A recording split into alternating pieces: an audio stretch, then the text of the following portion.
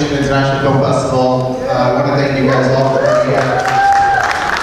I know it's a little wet outside, so all you guys that brave to come out today, we really appreciate it. How do I start? You know, this is our 13th year. Every year there's always a little bit of craziness, but you know, at this time, I think we're a little bit more well-oiled and we're used to the process of everything from programming and operations and whatnot. You know, every year the festival changes, and I think it's not just the people that participate, but you know, our community support, our sponsors, our donors, our audience, and so this festival really would not exist without all of your guys' enthusiasm and interest and support and all the collaboration and commitment that the industry also gives us and to really continue doing this. We only do this once a year. It's a pure nonprofit.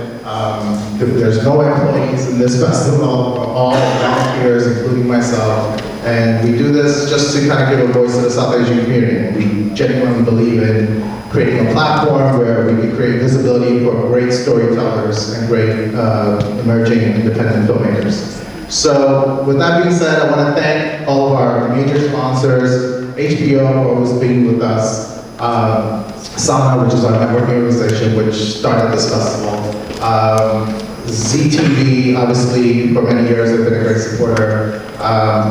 ZTV, Microsoft, Air India, Citibank, and Options Group, one of our biggest donors and great friends of the festival. And that being said, let me introduce our programming chair, Mr. Neil Rosenthal, who you all know. And he'll introduce the program, and we have a great lineup, and we look forward to seeing you for the rest of the week.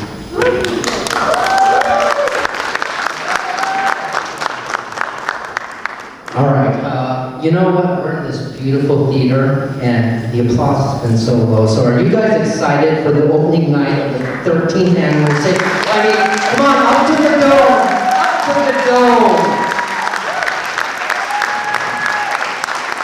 Well, that applause just hit Long Island. We did not even hit South Asia yet. But we'll try again as we get closer to the film festival and the opening night film. I am the programming chair. I used to be the programming director, and my last bit as the programming director was to select tonight's opening film. And we needed to find a new programming director, and I was very rigid in terms of who we wanted. I wanted someone who knows South Asia, but it's outside South Asia. I mean, who's like me, a Gora. A nice Gora Farangi, but who knows Hindi, all these things, very regimented.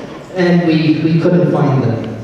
And then someone said, Caitlin, we had this girl who was a photographer, and she went to Bollywood, and she was trying to be the Gora to make the Bollywood movie. And she failed. And I'm like, really? And so it's like, when's she coming back? So when she landed at the airport, I met her at the arrival gate, and she came off like this, head hung low, and was like, I was so close. And I just put my arm on her, and I said, her name is Maureen Pitts, but we go call her Mo, and I said, Maureen, you just made it through the final interview. You are now the new program director of the South Asian International Film Festival. So I want to bring her up right now because she's the one who's done all the selection of the films, and she's brought the new energy to this film festival. And you know what? She's a reverse coconut like no other.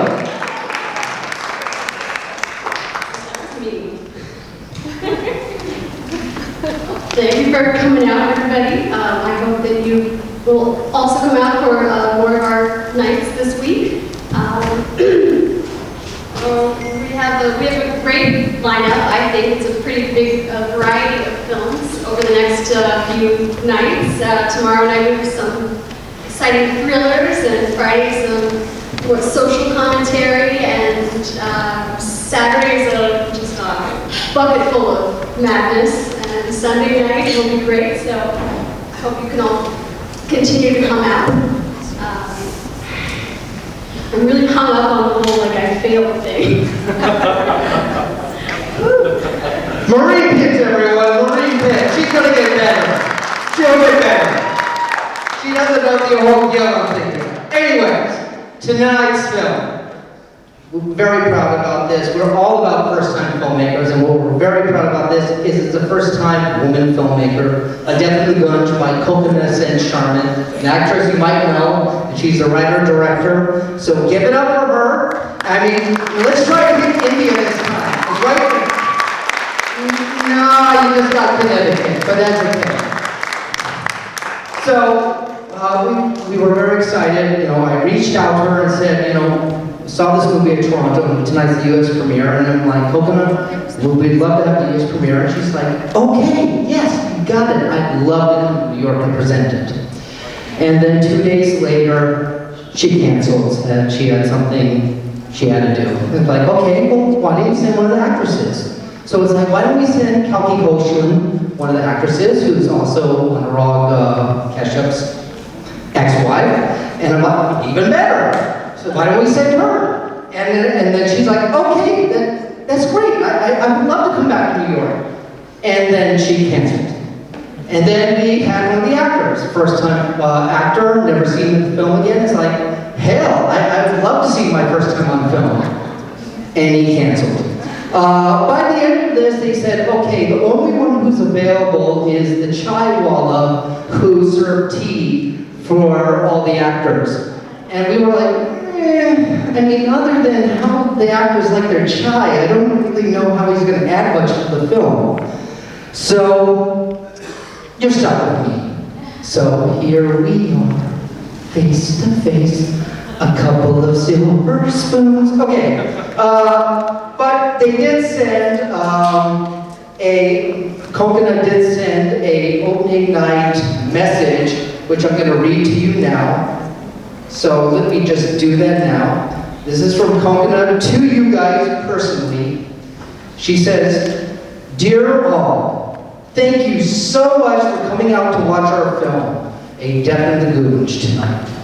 We are very grateful for SAFE for choosing our film as the opening night film of the festival.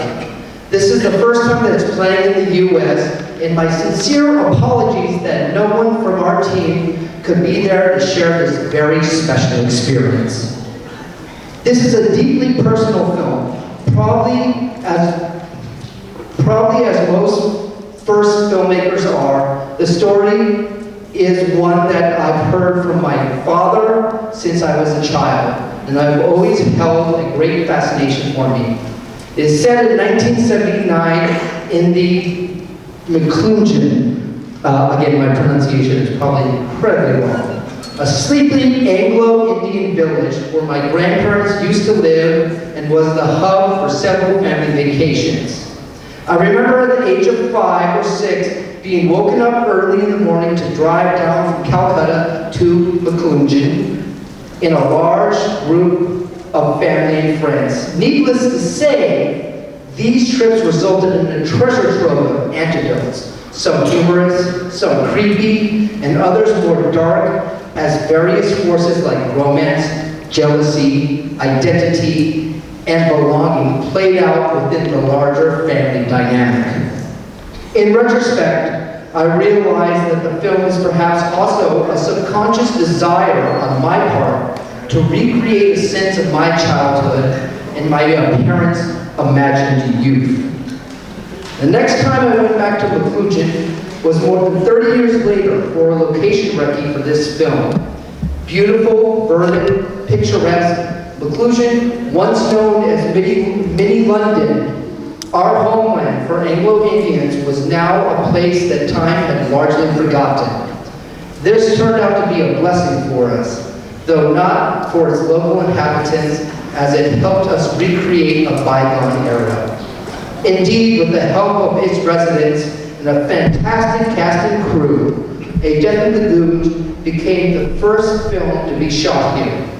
I hope you enjoy watching the film, and if you like it, do spread the word. And so with that, I present to you Coconut and Sharma's directorial debut and U.S. premiere, A Death in the Gunge. And Before I forget, before you applause, we're having an opening night party after this, because there's no one here, so we might as well go get drunk and then talk about what it was really like. At, where's it called? The Hotel Chantal rooftop. So, with that, now, Well done. a death in the booth.